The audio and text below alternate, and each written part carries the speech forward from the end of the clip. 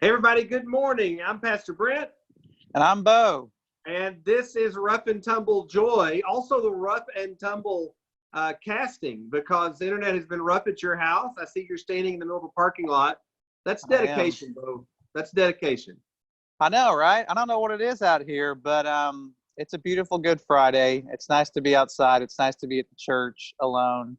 And, a lot of reflection going to be happening today. Yeah, that's for sure right. Well, we're continuing talking through Philippians chapter 2, and we're in the kind of the middle of this chapter, and it picks up like this. We talked yesterday a little bit about this. We're going to finish out this paragraph today. It says, "Do everything without grumbling or arguing, so that you may become blameless and pure, children of God without fault in a warped and crooked generation.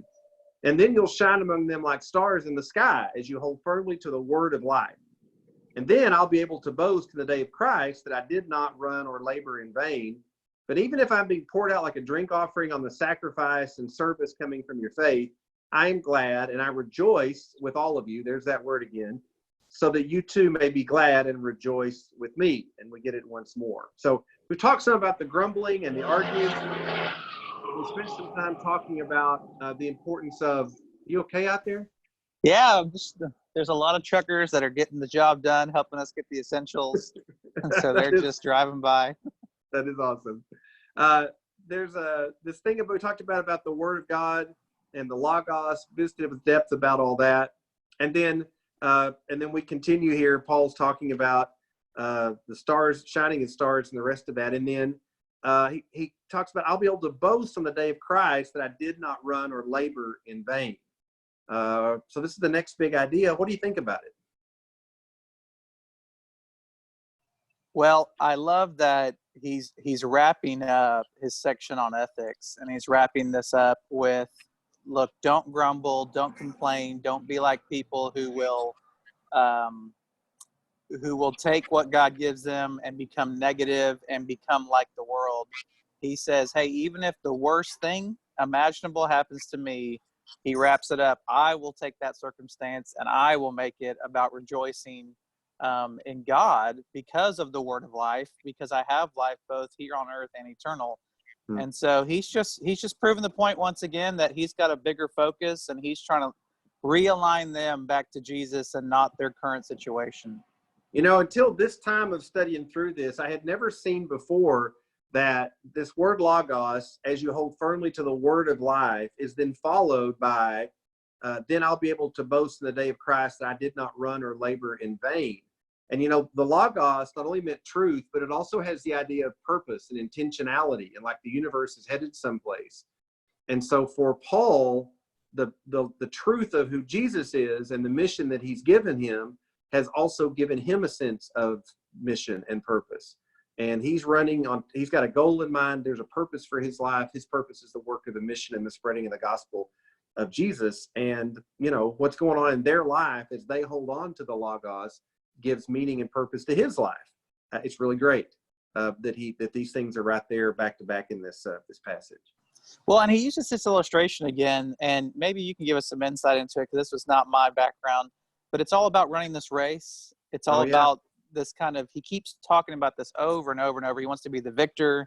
You talked about this past week in your sermon series with faith that we will cross that line together. We will meet on the other side.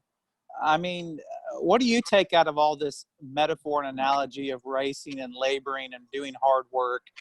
All those years that I spent throwing up in track practice are valuable now, because I read this passage with all that in my background.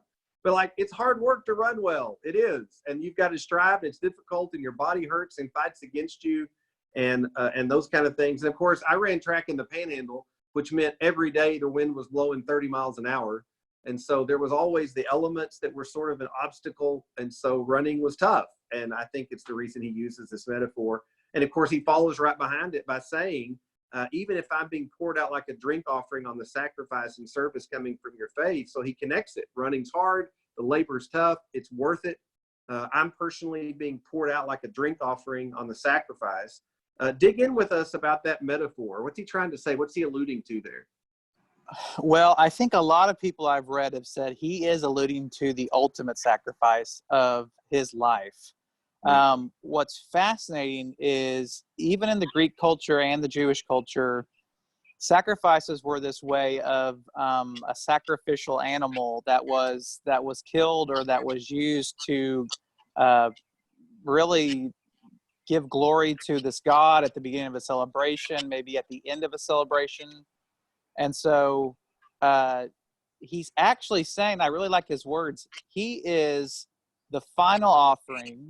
The drink offering is usually what was final Mm-hmm. upon their offering, which was their faith. And he just comes, and on top of that, his death is just a completion of their faith and what God's been doing in their lives.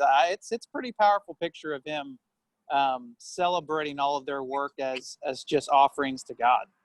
Yeah, and it's worth it because of the beautiful things I see God doing in your life. Your salvation, both the not going to go to hell salvation and the ongoing work of God transforming your life salvation, both of these things are evident and they're beautiful and they're worth rejoicing in. So here I am in prison, and I've been here and my future is uncertain, but reflecting on you once again brings such joy because I see the way God's working in your life. I understand the sacrifice that I have made for you to know the gospel was worth it. And I rejoice in the fact that that's true. And then, you know, you should be glad and rejoice with me that it's also the case. We share this beautiful thing together. Yeah, and it's just this, like you said, this unity in suffering. Once again, he's saying that they're not just bound by very circumstantial life events, that they're bound together by the deepest thing you can be bound to, and that is their war together against this evil, against the darkness, and that it's all worth it. It's worth it, guys. Y'all did it. Keep it up. I love, too, that in the next couple of verses that we'll study next week, he actually shows you two examples of this, Oh, yeah, two right. living examples in case he's no longer living, in case he does die, in case he is the martyr. Well, I'm going to give you two other people that you can look to be encouraged by and keep the faith and to keep sacrificing. Well, that's awesome. So we'll pick that up next week. Listen, I mean, there's a lot of application here for us today, friends. Like, we're going through this trial together, and we can see God working in all of our lives in the middle of it. It's worth the fight. It's worth the battle. You stay at it. We'll do the same, and we'll look forward to seeing you soon. Bye, guys.